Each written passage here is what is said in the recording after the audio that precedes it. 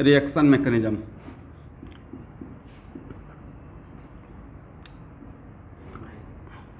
ये नाम का लेक्चर नंबर 9 है, 2 क्लास मिलकर तो एक क्लास बनेगा, राइट। आप लोग नंबर ऑफ लेक्चर से घबराना नहीं है। Video start recording. हम लोग स्टूडेंट देख रहे थे सॉल्वेंट इफेक्ट, राइट। तो सॉल्वेंट इफेक्ट में SN1 के लिए कैसा सॉल्वेंट चाहिए था Roshan Kumar? Polar protic solvent. और लेकिन 2 टाइप का अगर ऑर्डर आया, one of the reactivity of SN1 which is based on a structural factor, मतलब जब like plus M, hyper and all these, और एक आया अकॉर्डिंग टू सॉल्वेंट, तो हम लोग किसको फेवर करेंगे? हम लोग फेवर करेंगे विच is based on a structural factor, right. लेकिन अगर सॉल्वेंट का प्योर इफेक्ट अगर देखना रहेगा, सॉल्वेंट का प्योर अगर इफेक्ट देखना रहेगा, तो उस टाइम पे हम लोग लिविंग ग्रुप और लिविंग ग्रुप को छोड़कर बाकी वाला पार्ट को कॉमन रखेंगे, तभी सॉल्वेंट का इफेक्ट नजर आएगा, राइट। देखिए इस टर्म फर्स्ट का जो मैं सैंपल देख रहा हूँ, तो इसमें एक काम सबको करना है कि NCERT का थ्योरी एक बार पढ़ लेना है, ठीक है स्टूडेंट। जैसे कोई भी चैप्टर में पढ़ाया, नो डाउट, बट हम लोग का कहीं ना कहीं एक, मैं भी थोड़ा सा 2% बायस्ड रहता हूँ इस बात को लेकर कि न्यूमेरिकल तरफ या कॉन्सेप्चुअल तरफ ज़्यादा अप्रोच रहता है, राइट। जो रट्टा मारने वाला चीज़ रहता है तो स्टूडेंट को फोटो खींच के भेज देते हैं कि देख लीजिएगा। इन जनरल, हालांकि जनरली तो सब में कॉन्सेप्चुअल तो है ही, समझे शुभंकर। तो जो भी चैप्टर रहेगा जो लाइक सॉलिड स्टेट ही है, तो उसका NCERT एक बार रीडिंग तो देंगे ना टर्म एग्जाम में बैठने से पहले एक बार। हाँ, इसमें देख रहे हैं कि NCERT का एग्जाम मतलब कुछ क्वेश्चन इसमें डाला हुआ है डायरेक्ट, तो वो देख लीजिएगा, ठीक है। ओके,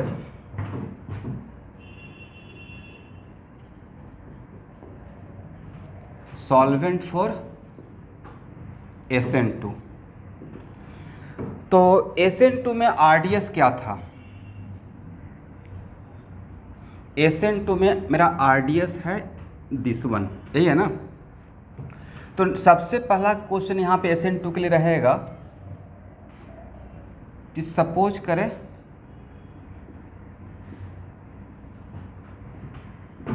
ये है मेरा RDS, SN2 का मैं 2 पार्ट में डिवाइड करके पढ़ा रहा हूँ, ठीक है। और SN2 में क्या बनता है, इंटरमीडिएट बनता है या ट्रांजिशन स्टेट? Transition state. और लिविंग ग्रुप किस तरफ से, न्यूक्लियोफाइल किस तरफ से अटैक करता है स्टूडेंट? फ्रंट साइड से या बैक साइड से? बैक साइड से, right. Okay, now when you are comparing from substrate side to transition state, तो which one are more polar? तो इस तरफ ए साइड मोर पोलर है, राइट, और ए लेस पोलर है, करेक्ट। तो हम लोग किसके अकॉर्डिंग सॉल्वेंट को सिलेक्ट करेंगे? ट्रांजिशन। ये पहले भी मैं बात कर चुका हूं, तो सर पहले बात कर ली तो दोबारा करने का क्या रिक्वायरमेंट? दोबारा करने का रिक्वायरमेंट ये था कि SN2 में 2 टाइप का न्यूक्लियोफाइल मिलेगा।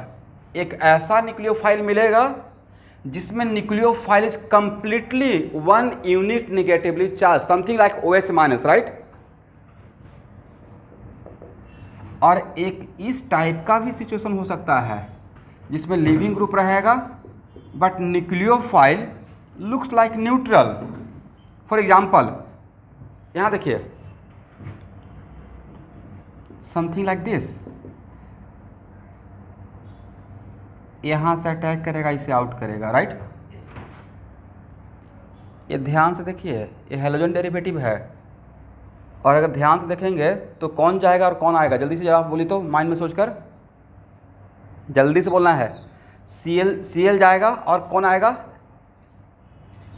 भाई NH3+ बोलना है, बड़ा गड़बड़ बात है आप लोग का। जो है वही बोलिएगा, ऐसा नहीं कि मैं नहीं समझूंगा आप लोग का सेंटेंस को। NH3+ बनकर आएगा, NH3 आएगा लेकिन NH3+ बन जाएगा जब आएगा तो, राइट। और NH3 प्लस बनेगा तो उस प्लस चार्ज को हटाने के लिए वहाँ से क्या रिलीज करेंगे, H प्लस, राइट। तो बचेगा क्या, NH2। मजाक मजाक में 1 डिग्री अमाइन बना लिए, this is the preparation of 1 degree amine, right. बहुत टफ था। अगर आप बोलते कि दिस SN2 है तो सर ये तो 1 डिग्री अमाइन बन गया, राइट।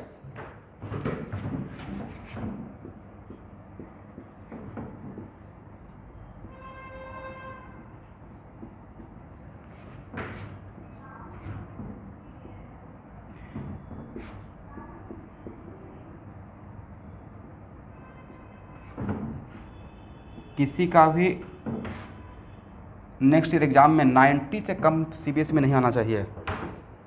मैं उसके लिए ही इतना मेहनत कर रहा हूँ, ठीक है। अदरवाइज बस 3 क्लास लेकर छोड़ते रहता, ठीक है। बाकी बनाइए, हर एग्ज़ाम में अच्छा परफॉर्म करना है।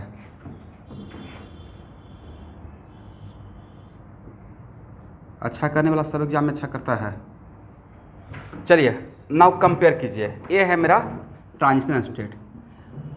अब यहाँ पे आपको कन्फ्यूजन नहीं होता कि आप तो जैसे आप तो मेरा स्टेटमेंट को रटे हुए रहते कि SN2 में सर ने बोला है कि कंपेयर सबस्ट्रेट साइड से ट्रांजिशन स्टेट। तो जब सबस्ट्रेट साइड से ट्रांजिशन स्टेट जब कंपेयर कीजिएगा तो किस तरफ ज़्यादा पोलर नजर आएगा,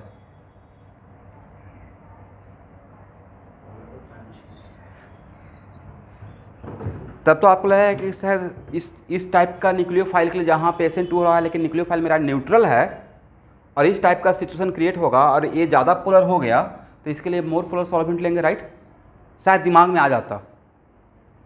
बट ये जो ट्रांजिशन स्टेट बना है वो हाईली पोलर है या डेल प्लस और डेल माइनस का सिचुएशन हुआ है। यहाँ भी डेल माइनस का सिचुएशन, यहाँ भी डेल माइनस का ही है, कंप्लीट माइनस है क्या, it is not intermediate. Therefore चाहे न्यूक्लियोफाइल कंप्लीटली नेगेटिव यहाँ पे ऐसा यहाँ पे ए हो या न्यूट्रल फेज का हो, ट्रांजिशन स्टेट तो ऑलमोस्ट सिमिलर ही है, right. Therefore, for both type of situation where nucleophile is negative, one unit negatively charged या even nucleophile is neutral, दोनों केस में SN2 में ट्रांजिशन स्टेट पे डेल प्लस और डेल माइनस का situation create होता है और इसको भी हम लोग लेस पोलर ट्रांजिशन स्टेट में काउंट करेंगे, करेक्ट ना एवरीवन। ए भी लेस पोलर, मुझे इसको देखना है less polar and less polar. That's why for both type of SN2 reaction in which nucleophile is completely, मैं बोल रहा हूँ आप लोग लिख लीजिएगा, where nucleophile is completely 1 unit negatively charge या nucleophile neutral, for both type of situation किस टाइप का सॉल्वेंट चाहिए, चाहे इसके लिए या इसके लिए, लेस पोलर सॉल्वेंट चाहिए, right. Less polar solvent like what,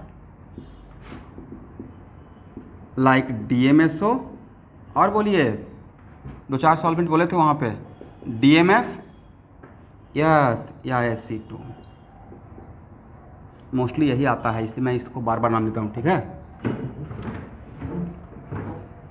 तो अब तो इस बात के लिए निश्चिंत हो गया ना कि SN1 के लिए कैसा सॉल्वेंट चाहिए और SN2 के लिए कैसा सॉल्वेंट चाहिए। बाद में आगे चलकर बाइफर्केट कर दूंगा कि सब्स्टिट्यूशन के लिए कैसा चाहिए, सब्स्टिट्यूशन के लिए क्या लेंगे और एलिमिनेशन के लिए क्या लेंगे, करेक्ट।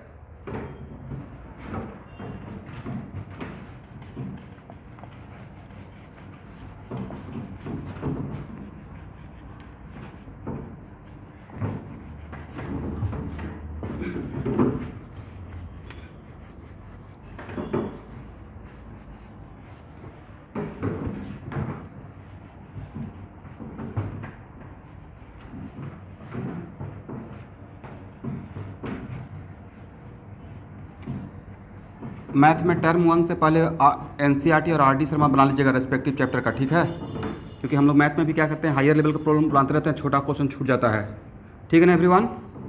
एक बार बनाइएगा नहीं, कम से कम देख लीजिएगा।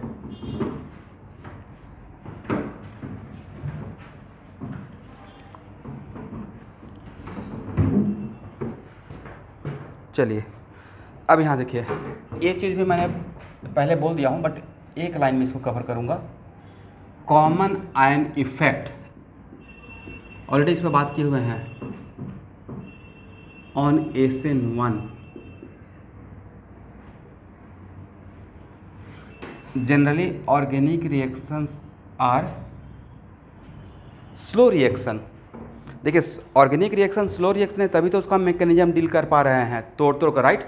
वेरी फास्ट रिएक्शन का पाथ आपको पता चलेगा क्या? इतना विगरस रिएक्शन रहेगा, लाइक सोडियम हाइड्रोक्साइड और H2SO4, वेरी फास्ट रिएक्शन जो आपके कंट्रोल में है ही नहीं, ब्लास्ट करने वाला सिचुएशन में है, राइट। डालियर रिएक्शन हो गया, तो उसका मैकेनिज्म हम लोग क्लियर कट नहीं बता सकते हैं।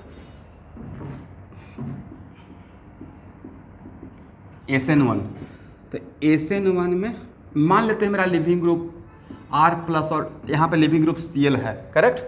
लिविंग ग्रुप Cl माइनस नहीं बोलना है, वो जाने के बाद का सिचुएशन है, जाने से पहले जो रहता है उसको हम लोग ऐसे बोलते हैं, leaving group is Cl, correct. तो यही मेरा RDS है, तो RDS ये सबसे स्लो स्टेप रहेगा, तो कुछ ये 100% इस तरफ नहीं आता है, ये अपना RDS रिवर्सेबल रहता है, ठीक है। मतलब अगर 80% इस तरफ जा रहा था, 20% इस तरफ भी आते रहता है, करेक्ट ना everyone.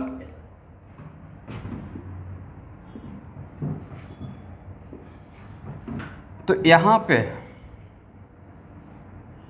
On addition of NaCl, आप SN1 रिएक्शन हो रहा है और यहाँ पे लिविंग ग्रुप Cl है, उसमें कॉमन सॉल्ट लाइक NaCl डाल दिए, तो बताइए according to Le Chatelier principal ये फॉरवर्ड में ज़्यादा जाएगा या बैकवर्ड ज़्यादा चला जाएगा? इसका मतलब फॉरवर्ड नहीं बैकवर्ड ना, ली Chatelier principal on addition of किस सॉल्यूशन में देख कर ऐड करते हैं या सॉल्यूशन में ऊपर से ऐड करते हैं? सॉल्यूशन में कैसे ऐड करते हैं? ये सॉल्यूशन में है, ये रिएक्शन सॉल्यूशन में है, राइट। और आप ऊपर से NaCl डाल रहे हैं, किस तरफ डाल रहे हैं जरा बताइए तो।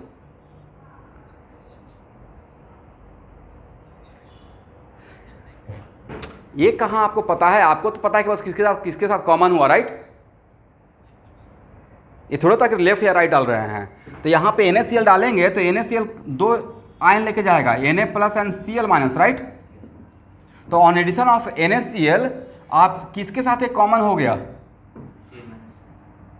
Cl- के साथ, राइट।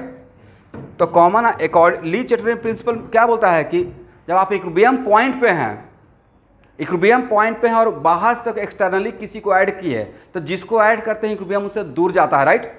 तो आपने इक्विलिब्रियम, ये ऑलरेडी इक्विलिब्रियम पॉइंट पे है, रिवर्सेबल मान लीजिए, तो आप Cl- को ऐड किए तो NaCl को, not Cl-, NaCl some amount में सॉल्यूशन में डाल दिए, तो उसके वजह से SN1 का रिएक्टिविटी ज़्यादा होगा या कम हो जाएगा?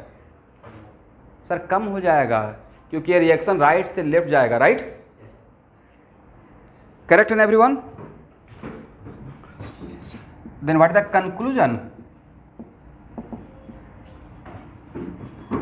इन दिस एग्जाम्पल? अब मैं ये नहीं बोलूँगा कि ऑलवेज NaCl ही ऐड करेंगे, मतलब समझाने के लिए मैंने कॉमन आयन का इफेक्ट दिखाया, right. In this example by addition of NaCl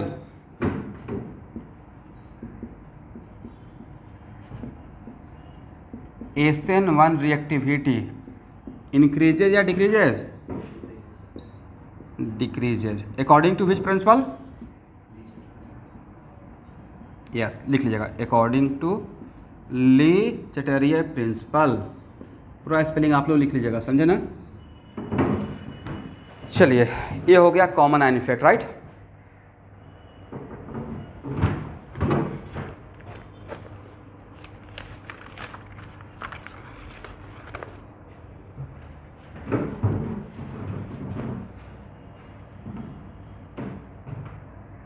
यहाँ इसको हटा रहा हूँ, ठीक है।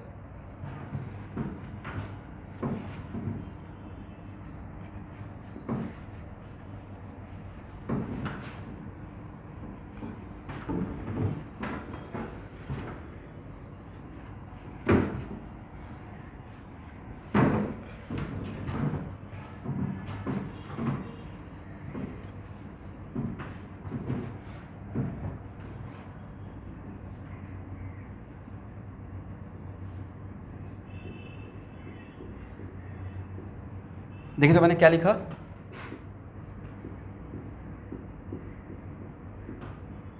SN1', उसी को लिखा रहेगा SN1'।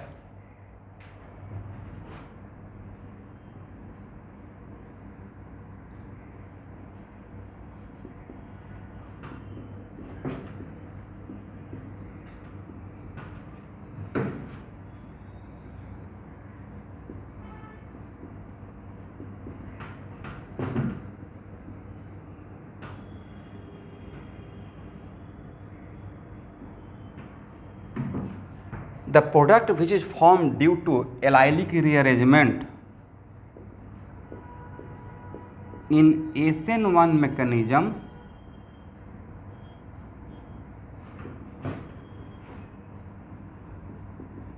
then SN1 prime, SN1 prime का ही दूसरा नाम क्या है? SN1 प्राइम का ही दूसरा नाम है, पढ़िए मेरे साथ, SN1 डैश, ठीक है? क्या है? The product which is form due to allylic. आप लोग विनाइलिक और एलाइलिक पोजिशन जानते ही नहीं जानते हैं? Vinylic position and allylic position nomenclature में पढ़ाया था। The product which is form due to allylic rearrangement in SN1 mechanism then it is called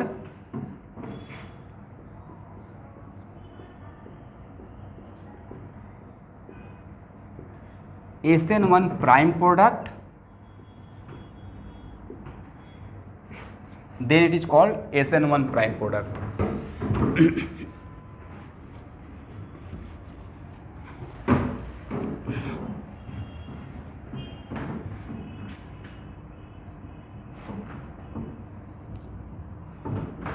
देखिए स्टूडेंट,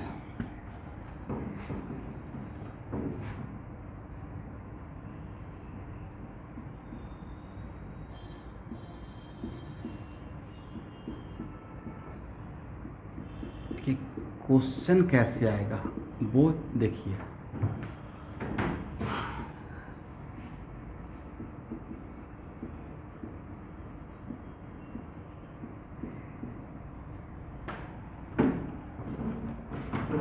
यहाँ देखिए,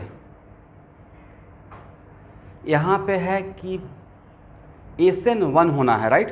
तो SN1 में लिविंग ग्रुप, लिविंग ग्रुप तो इसमें नज़र आ गया ना आपको, लिविंग ग्रुप तो आप पढ़ा दिए हैं। इसमें लिविंग ग्रुप कौन है? क्लोरीन है। अब तो इस बात का श्योर है। और SN1 में लिविंग ग्रुप पहले आता है, न्यूक्लियोफाइल बाद में आता है। न्यूक्लियोफाइल का एंट्री बाद में होता है, सेकेंड स्टेप में, इज इट राइट? तो ए है मेरा RDS।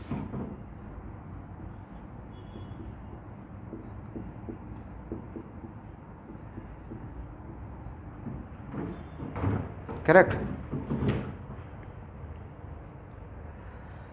और यहाँ देखिए, it is very important to note that, अब अगर यहाँ पे सही से नहीं देखते तो आपको तो सिर्फ इसके क्रॉसपॉन्डिंग प्रोडक्ट नज़र आता। और यहाँ देखिए, नहीं रहता कि ए एलाइलिक पोजीशन है, डबल बॉन्डेड कार्बन के जस्ट बगल वाला कार्बन को बोलते हैं एलाइलिक पोजीशन, करेक्ट?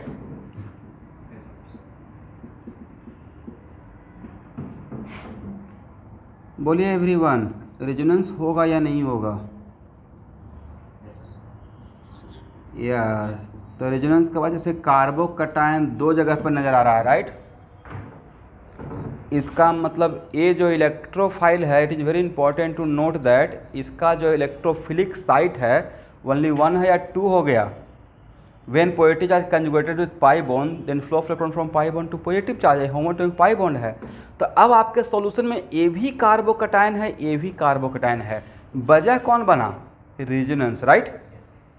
इसका मतलब है कि इसके क्रॉसपॉन्डिंग प्रोडक्ट भी रहेगा और इसके क्रॉसपॉन्डिंग प्रोडक्ट भी रहेगा, correct?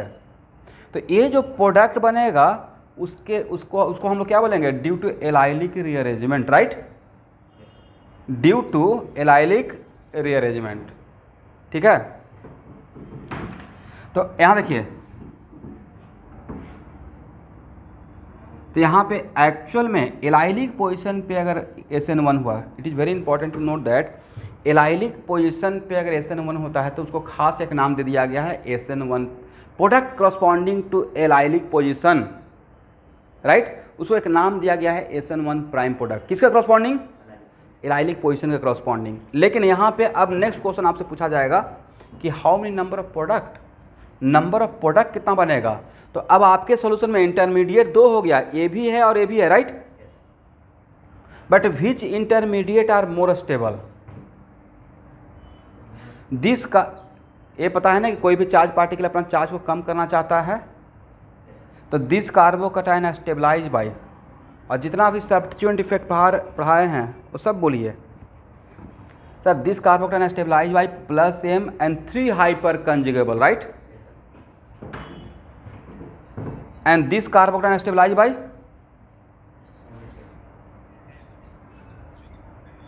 Yes a plus M plus 3 hyper, right. बहुत सारे स्टूडेंट मिस कर जाते हैं कि यहाँ पे तो होगा या नहीं होगा, but hyper conjugation resonance distance independent, right, provided extended conjugation C H sigma single bond double bond single bond poetize, this poetize also enjoying 3 hyper conjugal. तब बड़ा धर्म संकट आ गया आपको, which one are more stable, this one या this one. तो sir इसमें प्लस एम और हाइपर तो दोनों में कॉमन हो गया, बट यहाँ पे यहाँ देखिए जिसको मैं सर्किल कर रहा हूँ, ये है माइनस आई बट ये तो है plus I, all alkyl group are plus I, right. But यहाँ पे कोई प्लस आई है, कोई भी ग्रुप कोई प्लस आई या माइनस आई है, उसके लिए हम लोग उसका फेसिंग एटम को देखते हैं। तो इस पूरे सर्किल का फेसिंग एटम sp2 कार्बन है, तो इसका मतलब इसमें सिर्फ माइनस आई है, इसमें कोई प्लस आई तो नहीं, तो ये थोड़ा आगे निकल गया स्टेबिलिटी में। That's why A more stable और ए लेस स्टेबल, करेक्ट। और SN it is very important to note that SN1 में जिस इंटरमीडिएट का स्टेबिलिटी ज़्यादा रहेगा उसके करस्पॉन्डिंग प्रोडक्ट मेजर मिलेगा, ठीक है एवरीवन।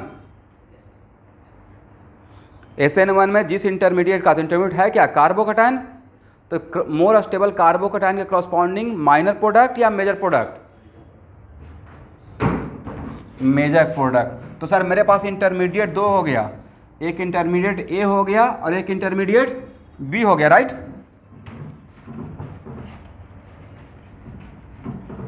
और यहाँ पे आपका न्यूक्लियोफाइल कौन है, देखना है, न्यूक्लियोफाइल कौन है, वाटर। न्यूक्लियोफाइल कौन है,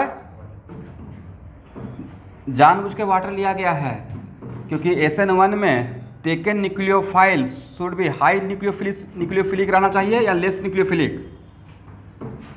even if nucleophile is not a part of RDS, but फिर भी हम लोग बिग न्यूक्लियोफाइल और लो कॉन्सेंट्रेशन न्यूक्लियोफाइल का रखते हैं।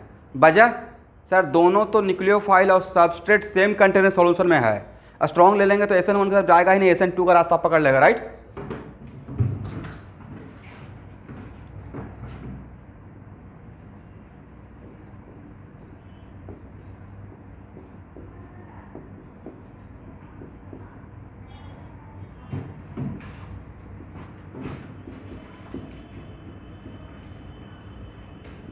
ठीक है ना।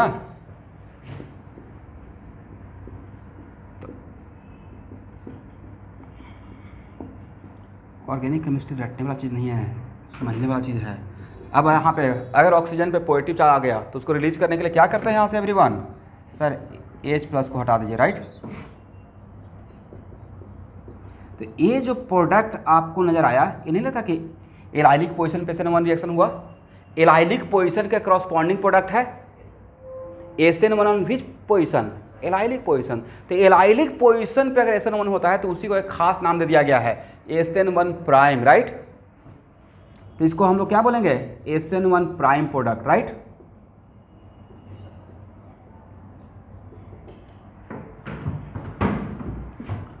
But it is very important to note that अगर एलाइलिक पोजीशन पे SN1 होगा तो सिर्फ एलाइलिक पोजीशन पे न्यूक्लियोफाइल नजर आएगा या दूसरे पोजीशन पे भी न्यूक्लियोफाइल नजर आएगा, दूसरे पोजीशन पे भी। वजह एलाइलिक तभी होगा ना सर जब उसको डबल बॉन्ड वहाँ पे उसके बगल में रहेगा, राइट। ये तो कॉमन सेंस की बात है भाई। एलाइलिक पोजीशन का डिफिनेशन क्या है, डबल बॉन्डेड कार्बन के बगल वाले कार्बन को एलाइलिक पोजीशन, मतलब वहाँ पे डबल बॉन्ड रहेगा ही, और SN1 एलाइलिक पोजीशन पे होना है, मतलब वहाँ पे कार्बोकेटायन बनेगा, तो रेजोनेंस तो वहाँ पे होना स्टार्ट हो जाएगा, जस्ट लाइक दिस, राइट।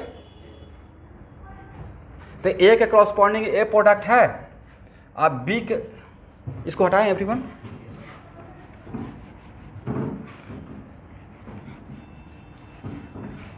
तो आपको नहीं कि हेलोजन डेरिवेटिव का एग्जांपल हो गया, ये तो हेलो एल्केन का ही एग्जांपल है ना। This is example belong to which chapter भाई, हेलो एल्केन। हेलो एल्केन तो एक ऑफिशियल चैप्टर का नाम रखा जाएगा, बट अभी से बोलते रहेंगे ना जहाँ पे मुझे नजर आएगा। क्लोरीन जा रहा है, पहले से क्लोरीन लगा हुआ था, हेलोजन है। अब बी के क्रॉसपॉन्डिंग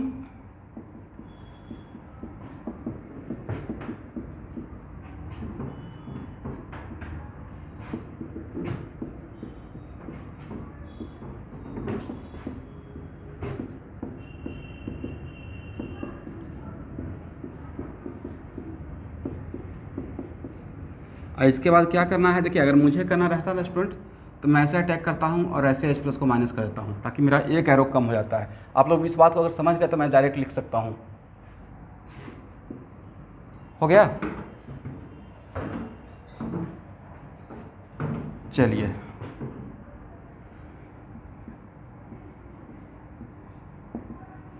तो आज के बाद एलाइलिक पोजीशन पे अगर SN1 होता है तो उसका एक स्पेशल नाम दिया गया, ठीक, no doubt it is SN1, but उसका नाम क्या दे दिया गया है, SN1 डैश या SN1 प्राइम, और वहाँ पे एक और प्रोडक्ट साथ में बनते रहता है due to resonance, right.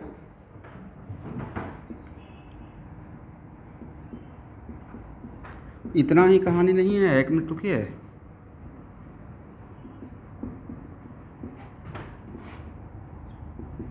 New batch के स्टूडेंट ज्वाइन किए हुए हैं?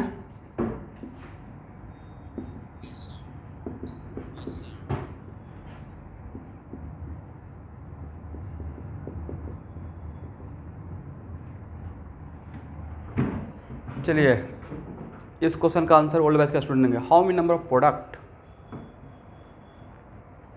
नंबर ऑफ प्रोडक्ट कितना?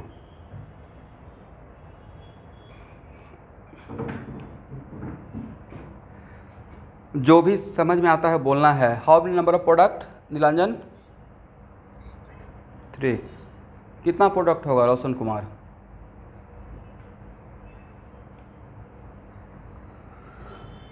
Number of product are 4। ये बन गया कायरल सेंटर। न्यू बैच का स्टूडेंट 1-2 क्लास के बाद आप भी इस बात को समझ में और आपको, बट पिछले क्लास में तो बताए थे ना, और आज भी आपको पढ़ाएंगे। एक कायरल सेंटर है, right. How many chiral centre? 1। तो 1 कायरल सेंटर रहेगा तो इसके अंदर 2 प्रोडक्ट छुपा हुआ है, R वाला और S वाला, राइट, करेक्ट। अब भाई ये है active double bond, correct. It is very important to note that, जब यहाँ पे CH2 डबल बॉन्ड CH, यहाँ तक ये एक्टिव डबल बॉन्ड नहीं था, बट जब ये रेजोनेंस करेगा तो यहाँ पे रेजोनेंस करके जब यहाँ पे पाई बॉन्ड आएगा तो सिर्फ यहाँ पे सिस रहेगा, ट्रांस रहेगा, या दोनों का चांस है। इसके अबाउट तो रोटेशन हो रहा है ना, तो यहाँ पे सिस भी बनने का चांस है और ट्रांस भी बनने का चांस है, एग्री। दैट्स वाई यहाँ पे भी 2 प्रोडक्ट रहेगा। तो नंबर ऑफ प्रोडक्ट का करेक्ट आंसर क्या रहेगा एवरीवन? 4। अब इसी क्वेश्चन में अगर पूछा था number of product structure wise, मतलब स्टीरियो नहीं, तब 2। अगर ऐसे रहेगा नंबर ऑफ प्रोडक्ट, आप लोग को ट्रेंड कर रहा हूँ क्वेश्चन को ऐसे सोचने के लिए, ठीक है। मतलब क्वेश्चन कैसे ये भी जानना ज़्यादा ज़रूरी है कि क्वेश्चन पूछने का तरीका क्या है। फॉर एग्जांपल जैसे मैंने अभी टर्म एग्जाम का दिखाया, उसमें है कुछ नहीं, मैंने एक लाइन में 5 मिनट में पूरा बुक देख लिया केमिस्ट्री का, ओनली 5 मिनट्स में, कुछ भी नहीं है, लेकिन एक आइडिया तो मिल गया, कॉन्फिडेंस कि कैसे आएगा, राइट। वैसे ही अगर क्वेश्चन पूछा जाएगा number of product only structure wise, तो sir it is 2, correct, this one and this one. इन दोनों का आपस में क्या रिलेशन है? इसका आपस में, क्या ये दोनों आपस में स्टीरियो है? सर पोजीशन चेंज हो रहा है, कनेक्टिविटी का डिफरेंस है, राइट। तो ये दोनों आपस में स्ट्रक्चरल है, तो structure wise 2 product, but structure में भी कौन सा है? Sir it is positional isomer, right.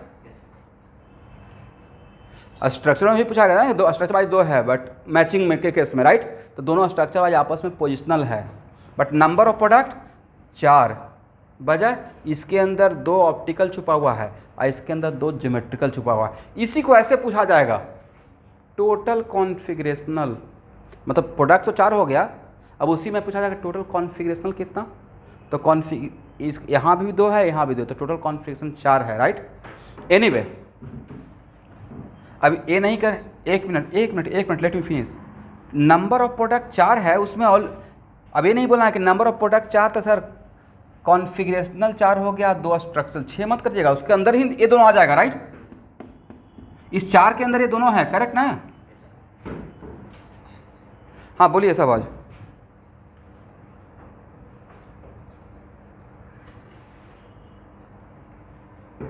आप मुझे समझाइए, यहाँ पे कायरल सेंटर रहेगा, एक कायरल सेंटर रहेगा, तो हाउ मेनी ऑप्टिकल आइसोमर?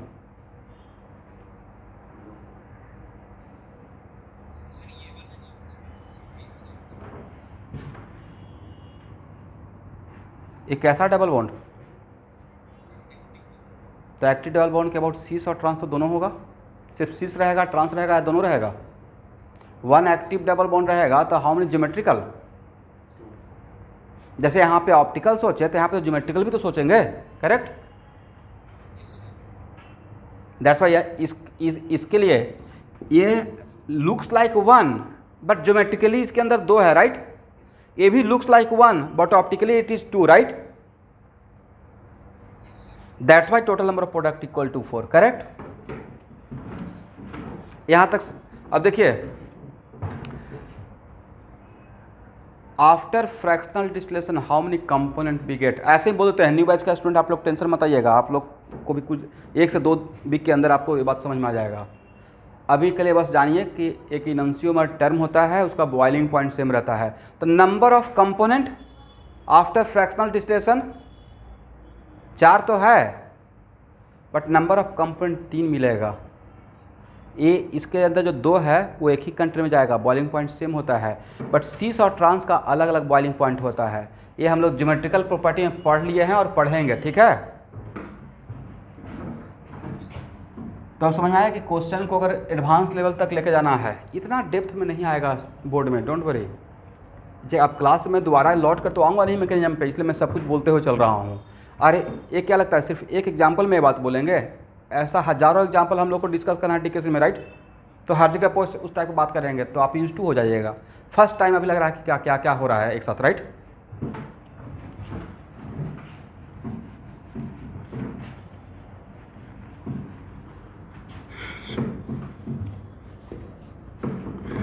हो गया ना।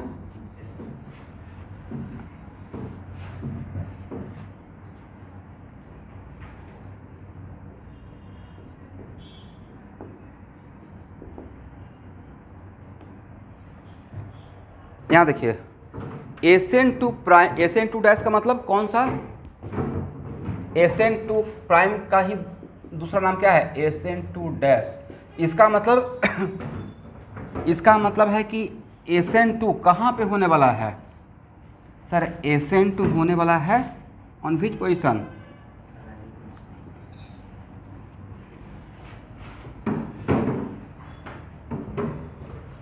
यहाँ देखिए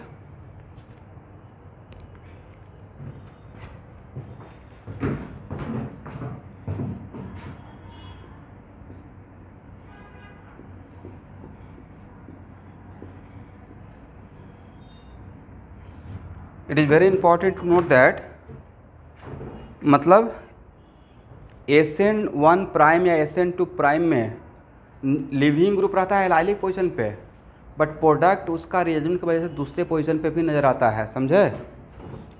इट इज़ यहाँ देखिए एग्जाम्पल के तौर पे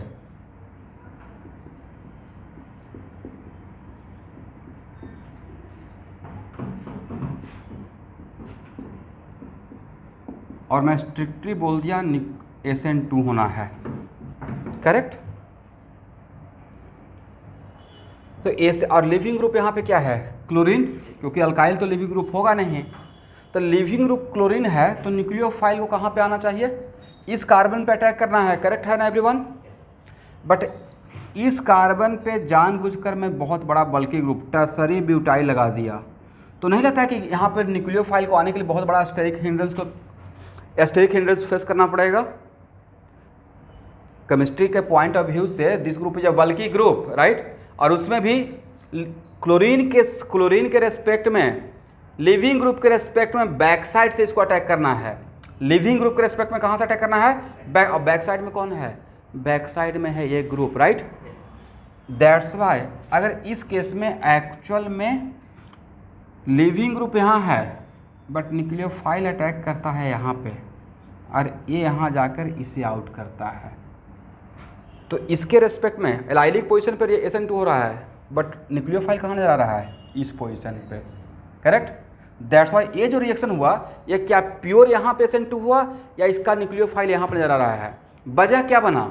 इस टाइप का सिचुएशन क्रिएट किया गया कि अगर मेरे पास कोई अल्टरनेटिव ऑप्शन है कि यहाँ पे अगर बल्कि ग्रुप है और कहीं दूसरे जगह से इसको हम लोग यहाँ पे अटैक करेंगे, न्यूक्लियोफाइल अगर यहाँ पे आएगा तो पाई बॉन्ड यहाँ से यहाँ आएगा, यहाँ आएगा तो ये पाई बॉन्ड इसको यहाँ से इसे पुश आउट करेगा, करेक्ट, समझे ना। दैट्स वाई इस टाइप का सिचुएशन का नाम दिया जाता है अगर SN2 प्राइम। और ये चीज़ अगर हम लोग यहाँ पे नहीं दिख रहेंगे, मतलब एक एग्जाम्पल अगर दिखा दिए तो आपको थोड़ा कॉन्फिडेंस रहेगा कि हाँ ऐसा भी हो सकता है। तो ये जो प्रोडक्ट बना, इस प्रोडक्ट को हम लोग क्या बोलेंगे? SN2 प्राइम प्रोडक्ट, ठीक है।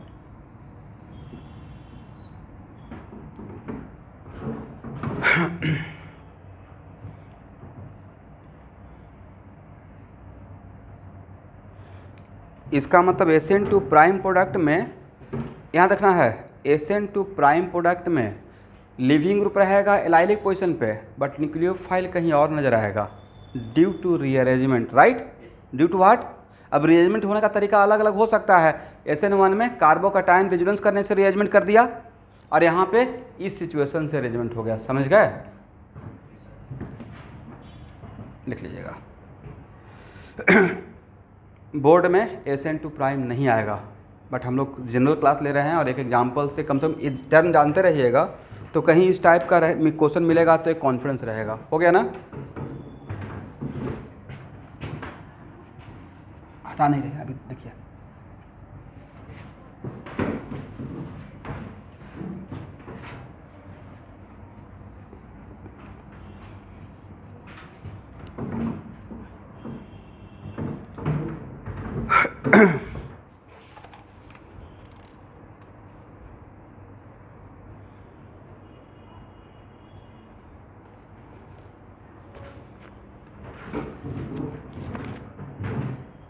इसको हटाएं,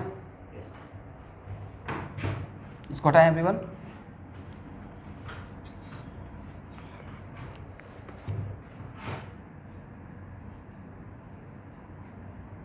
एक क्वेश्चन लिखिए,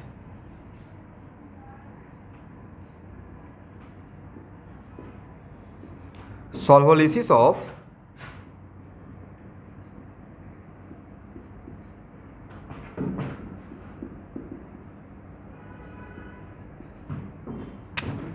this one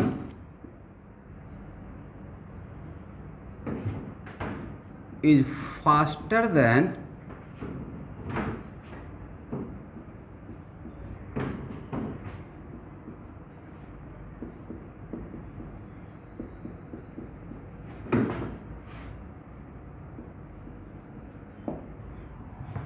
suggest a suitable reason।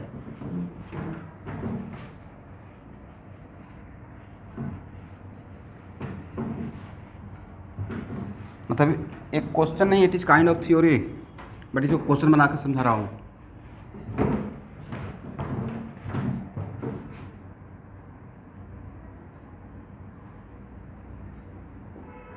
तो सबसे पहले आपको जानना पड़ेगा ऑर्गेनिक केमिस्ट्री में सॉल्वोलिसिस का मतलब क्या है। लिसिस तो समझ रहे हैं, तोड़ना, right? The reaction in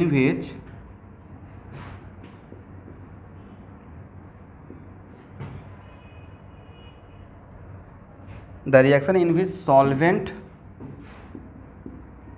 itself behave as nucleophile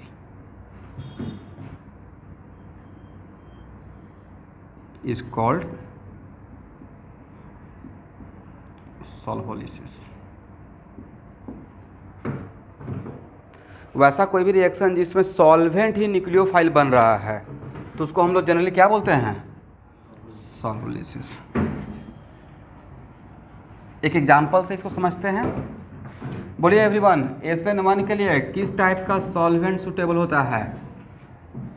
बोलते रहना है, चुप नहीं रहना है। Polar solvent.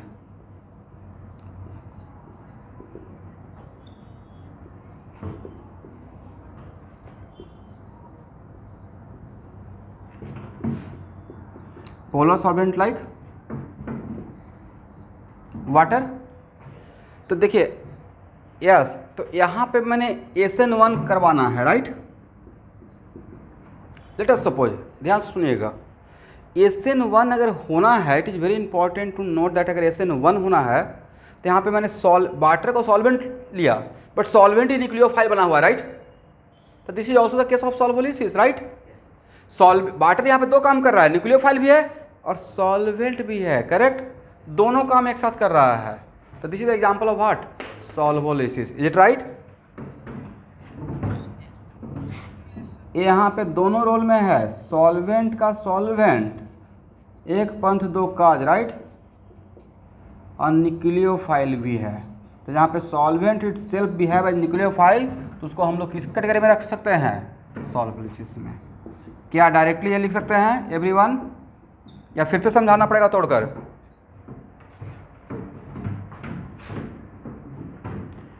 अब तो कॉन्फिडेंस आ गया कि लिविंग ग्रुप है हेलोजन। चलिए, और इस बात को भी यहाँ पे रटने में क्या हर्ज है कि हेलोजन डेरिवेटिव का रिएक्शन है, RX में वाटर डालेंगे तो अल्कोहल बन जाएगा। ये प्रिपरेशन भी अल्कोहल का साथ में पढ़ रहे हैं, right? One of the preparation. हालांकि इसके लिए RX से अल्कोहल बनाने के लिए ज़्यादा सूटेबल होता है एक्वस KOH। तो अब क्वेश्चन यहाँ पे आते हैं मेन को, देखिए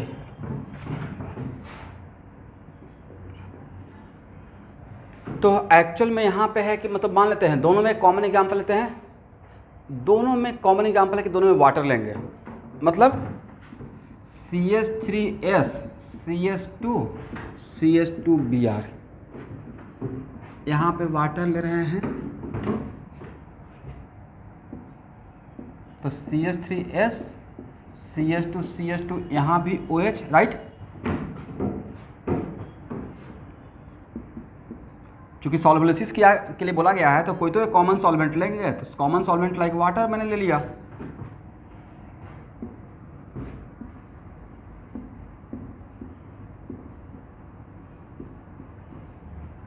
अब बोला गया है कि R1 ग्रेटर देन R2, यही बोला गया है ना कि इसका सॉल्वोलिसिस इससे फास्ट होता है, राइट?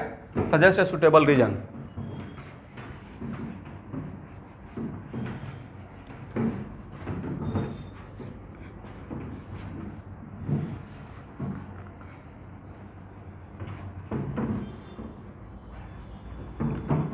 पहले समझा लेते हैं, बाद में आपको इसका लैंग्वेज देंगे, ठीक है? पहले सब लोग मुझे बताएंगे। यहाँ देखिए, यस,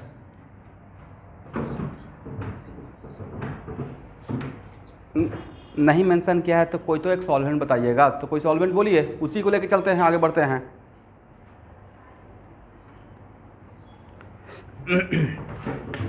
जनरली कुछ सॉल्वेंट अगर नहीं मेंशन किया रहता है तो डिफ़ॉल्ट में हम लोग वाटर एक हम लोग कॉमन सॉल्वेंट है, राइट?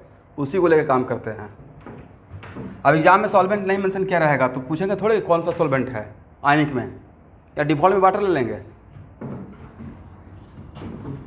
हाँ, अब SN2 के लिए कौन सा पूछा जाएगा, तब SN2 के लिए तब आप वाटर मत लीजिएगा। ऐसा नहीं कि नहीं बोला गया है तो वाटर लेते हैं। किसके लिए क्या, तो मैंने एक एजम्पशन इसमें मान लिया कि लेट अस सपोज SN1 हो रहा है, क्योंकि यहाँ पे SN1 SN2 दोनों में से कुछ भी नहीं बोला गया था। इवन SN2 भी अगर बोला था तब भी हम लोग का काम चल जाता। एनीवे, तो सबसे पहले आपको बताना है कि SR और OR में बेसिक ऑर्डर क्या है। बेसिक ऑर्डर अरे तो सारे बैच के स्टूडेंट को पढ़ाया हुआ है। किसका lone pair advantage, when we are comparing in the same group, किसका लोन पे एडवांटेज पावर ज़्यादा, ग्रुप में साइज फैक्टर देखते हैं, right? Lone pair advantage power के लिए किसका बेसिक पावर ज़्यादा रहेगा? Yes. What about nucleophilic order if solvent is polar?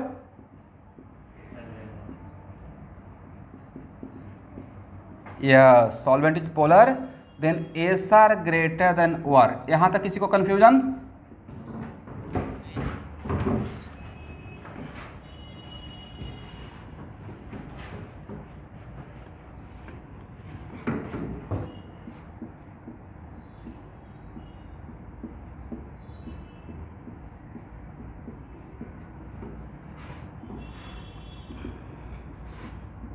देखिए, एक्चुअल में इस केस में मेन न्यूक्लियोफाइल सॉल्वेंट के आने से पहले ही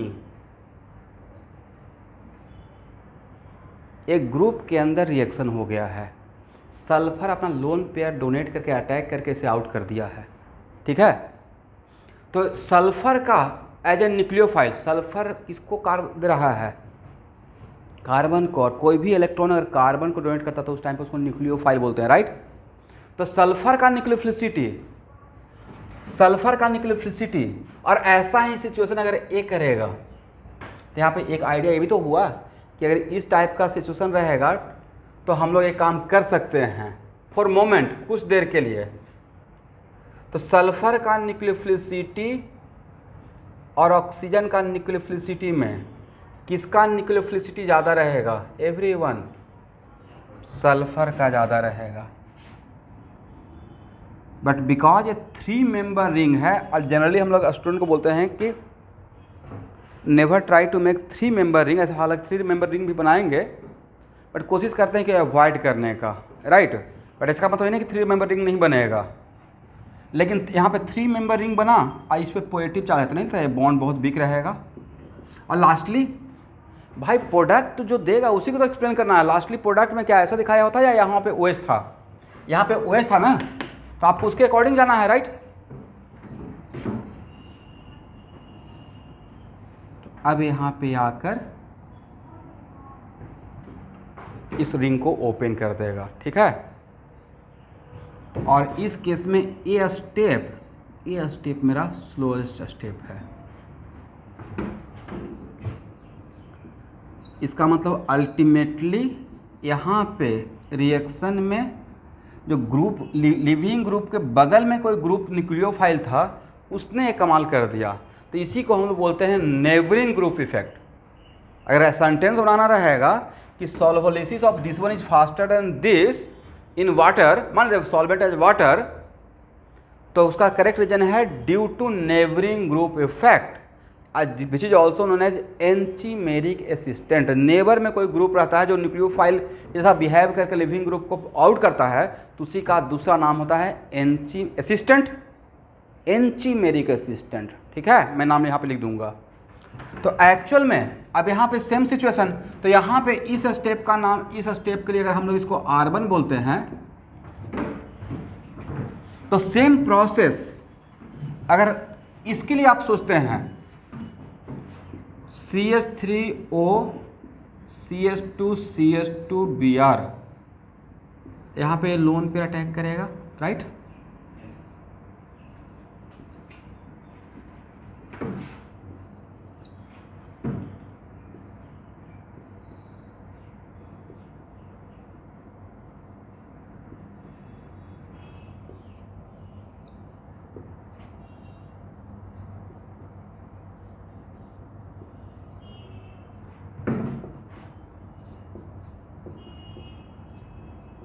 तो अल्टीमेटली लास्ट में बना वही जो हम लोग मैंने वहाँ पे दिखाया था, राइट। यहाँ से H+ को माइनस कर दीजिएगा। इसलिए लास्टली हम लोग को नज़र यही आ रहा है, बट एक्चुअल में इसका स्लोएस्ट स्टेप ये था। तो इसका मतलब है कि इस स्टेप में ऑक्सीजन यहाँ पे न्यूक्लियोफाइल है, कैसा काम कर रहा है, मॉलिक्यूल के अंदर में रहकर ही न्यूक्लियोफाइल काम कर रहा था। इस टाइप का जो मॉलिक्यूल के अंदर ही रहकर न्यूक्लियोफाइल का काम करना स्टार्ट कर दे, तो उस इफेक्ट को हम लोग बोलते हैं नेबरिंग ग्रुप इफेक्ट या एंटीमेरिक असिस्टेंट। तो किसका न्यूक्लियोफिलिसिटी ज़्यादा, सल्फर का न्यूक्लियोफिलिसिटी ज़्यादा या ऑक्सीजन का न्यूक्लियोफिलिसिटी ज़्यादा? तो भाई सल्फर का न्यूक्लियोफिलिसिटी ज़्यादा रहेगा तो ऑब्वियसली ये फास्ट रहेगा और ये स्लो रहेगा, राइट। तो एक्चुअल में इसका सॉल्वोलिसिस फास्ट हो रहा है, वजह due to higher nucleophilicity of sulphur. और इस पूरे इफेक्ट को क्या बोलते हैं, neighbouring group effect. And sulphur या oxygen here behave as anchimeric assistant. ठीक है स्टूडेंट, लिखे तो एक line, this is because of, ये पूरा लिखने के बाद यहां तक आने के बाद लिखिएगा कंक्लूजन में, this is because of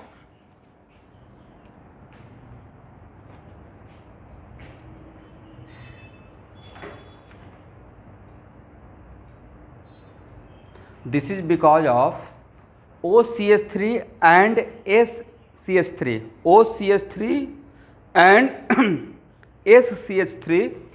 This is because of OCH3 and SCH3 group.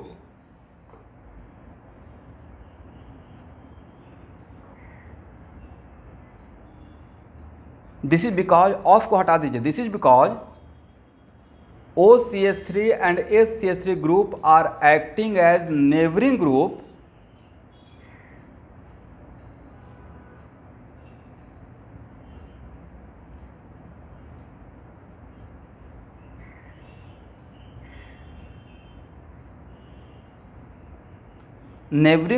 as nucleophile, which is also known as enchimeric, ANCHIMERIC. Yes, AN भी क्या कहाँ तक लिखे हैं? Acting as neighboring group which is behave as nucleophile, which is behave as nucleophile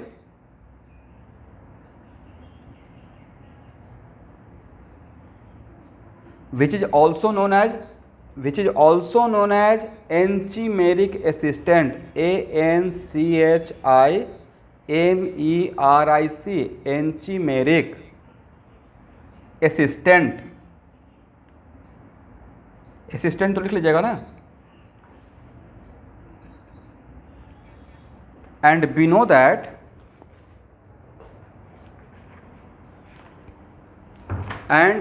that ऐसे SME is better nucleophile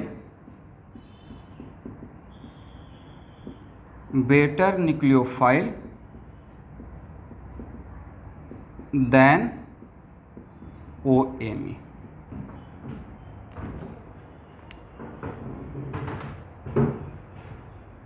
That is why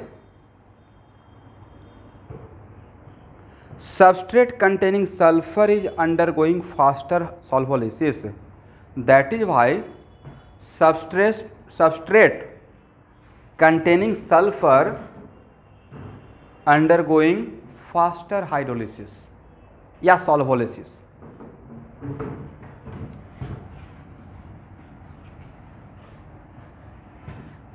तो यहाँ से इस सिचुएशन से आपने क्या सीखा? देखिए, एक तो जस्ट एक क्वेश्चन था भाई, जेई का पूछा हुआ है. इसको मैं इस एग्जांपल से एक बस आइडिया देने की कोशिश किया कि सो मेनी टाइम्स ऐसा भी हो सकता है कि सेम सबस्ट्रेट के अंदर लिविंग ग्रुप भी रहेगा और न्यूक्लियोफाइल भी रहेगा. तो वहाँ पे हो सकता है कि अंदर का न्यूक्लियोफाइल ही लिविंग ग्रुप को पहले आउट कर दे, राइट?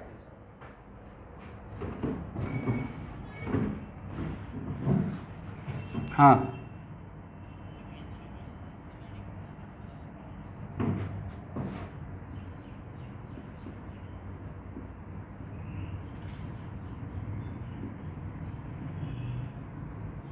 एंसोमेरिक नहीं बोल रहे थे, एंचीमेरिक. ठीक है.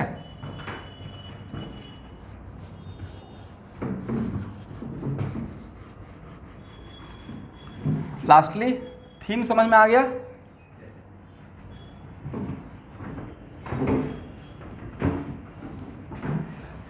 अब नहीं, इस एक एग्जांपल से मैं ये नहीं बोल रहा हूँ कि आपको हर जगह क्लिक कर जाएगा. जहाँ जहाँ पे ऐसा आएगा, मुझे इनिशियली अभी आपको बहुत हेल्प करना पड़ेगा रिएक्शन को समझने में, बट धीरे धीरे आपको आइडिया लगना स्टार्ट हो जाएगा. ठीक है.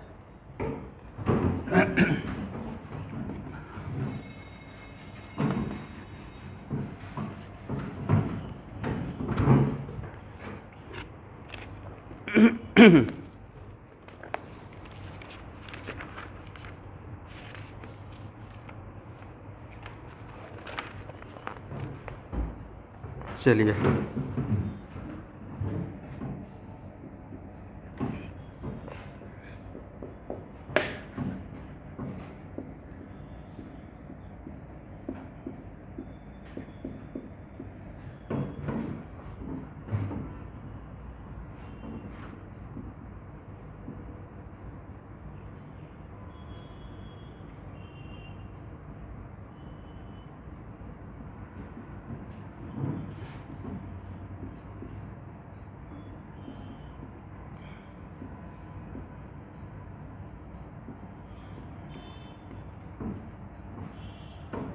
देखिए स्टूडेंट,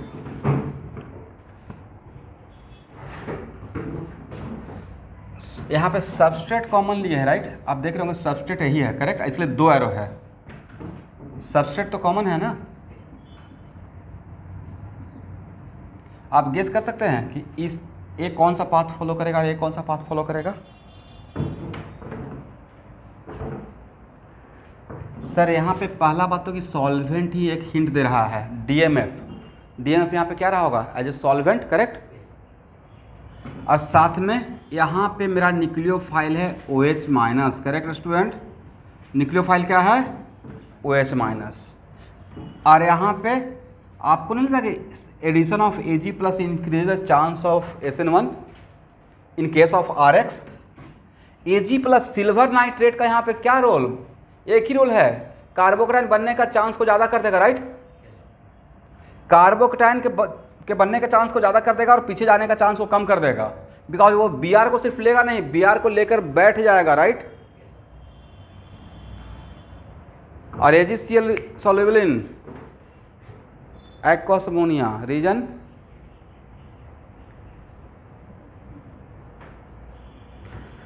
दो दिन पहले ही पढ़ाए हैं, 2 दिन हो गया हाँ, वेडनेसडे को, due to formation of complex compound AgNH3 right.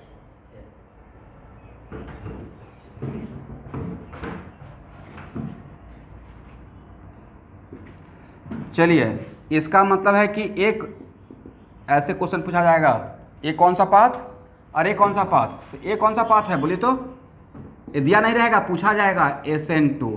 इसका मतलब इस एग्जाम्पल से आपने क्या सीखा कि सेम सबस्ट्रेट पे कंडीशन चेंज करेंगे तो पाथ चेंज हो जाएगा। It is possible to change the path by changing the condition right.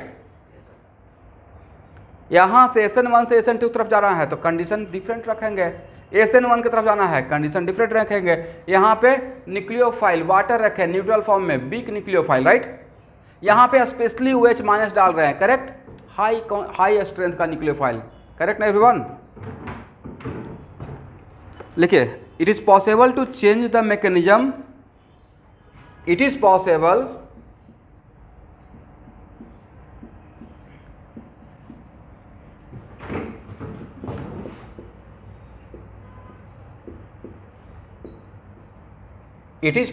to change the mechanism from SN1 to SN2 and vice versa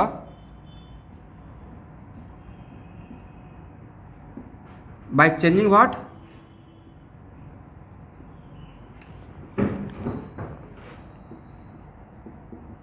Suitable factor या condition right।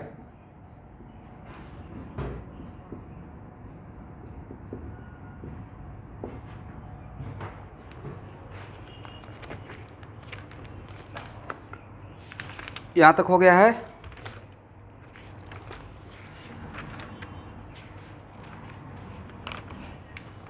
चलिए हाँ,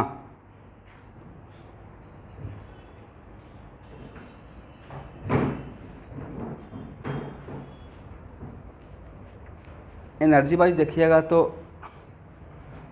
दोनों का बीच में गैप तो सेम ही नहीं। यहाँ ए प्रोडक्ट और इसका सबस्ट्रेट और इसका प्रोडक्ट और इसका सबस्ट्रेट अलग है सेम है। अगर सिर्फ रिएक्टेंट और प्रोडक्ट का देखेंगे तो रिएक्टेंट और प्रोडक्ट तो सेम ही नज़र आ रहा है ना, ओवरऑल गैप तो दोनों में सेम ही है, एनर्जी का डिफरेंस सेम है रिएक्टेंट और प्रोडक्ट का राइट। ये पूछना चाहिए था कि sir activation energy right, overall energy wise तो यहाँ पे अगर प्रोडक्ट, मैंने ऐसा एग्जांपल लिया था कि प्रोडक्ट भी कॉमन आ रहा था।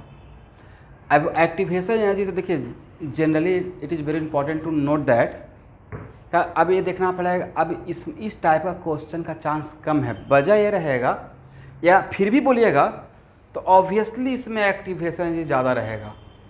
वजह भाई इसमें सिर्फ ट्रांजिशन स्टेट बन रहा है करेक्ट ना, इंटरमीडिएट जब बनता है तो ट्रांजिशन स्टेट से थोड़ा नीचे आता है करेक्ट, लेकिन इस टाइप का क्वेश्चन नहीं आएगा।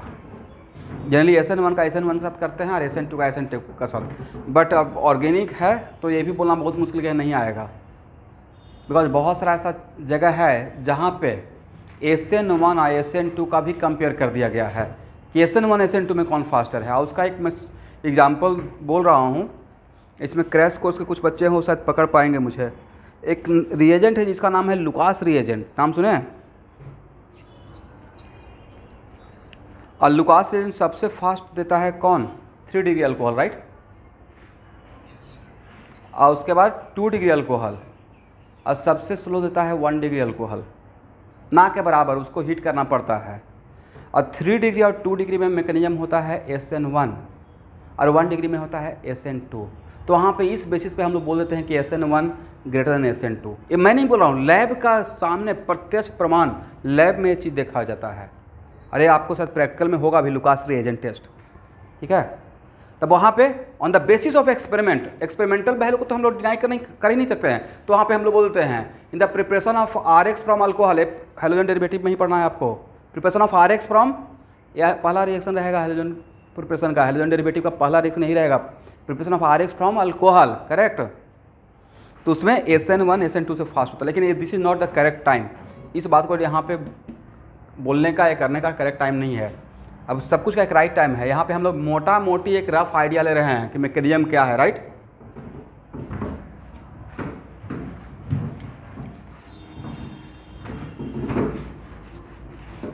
ये तो जस्ट स्टार्ट हो रहा है भाई।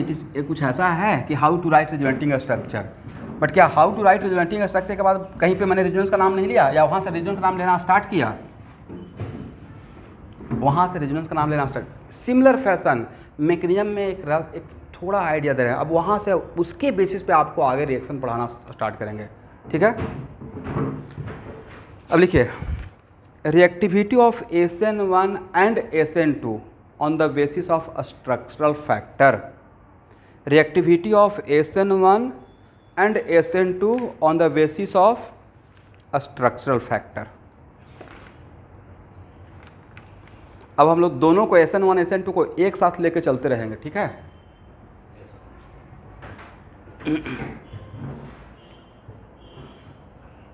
और यहाँ ध्यान सुनिएगा, सिचुएशन जैसे आपका क्वेश्चन है निरंजन, तो SN1 और SN2 समटाइम्स ऐसा भी होता है कि SN1 और SN2 अगर 80% SN1 हो रहा है तो 20% SN2 भी होते रहता है, तो कंबाइंड भी होता है एक साथ। 90% SN1 तो 10% SN2 का भी चांस रहता है। बजाय सबस्ट्रेट और न्यूक्लियोफाइल तो कॉमन कंटेनर में है, या अगर SN2 होते रहता है तो साथ में SN1 भी का भी कुछ प्रोडक्ट मिलता है, ठीक है। चलिए, तो आज का रिएक्शन मैकेनिज्म का क्लास इतना ही। नेक्स्ट टॉपिक मैंने लिखवा दिया, दैट्स व्हाई मुझे याद रहे। क्या है? Reactivity of SN1 and SN2 on the basis of which factor? Structural factor, yes. तो न्यू बैच के स्टूडेंट 15 मिनट का ब्रेक लेते हैं, मिलते हैं 4:30 में। और ओल्ड बैच का स्टूडेंट क्या करेंगे? अच्छा, दूसरा क्लास है। सुबह के थोड़ा रेस्ट कर लीजिए, अभी आपका बायो वगैरह भी है, राइट।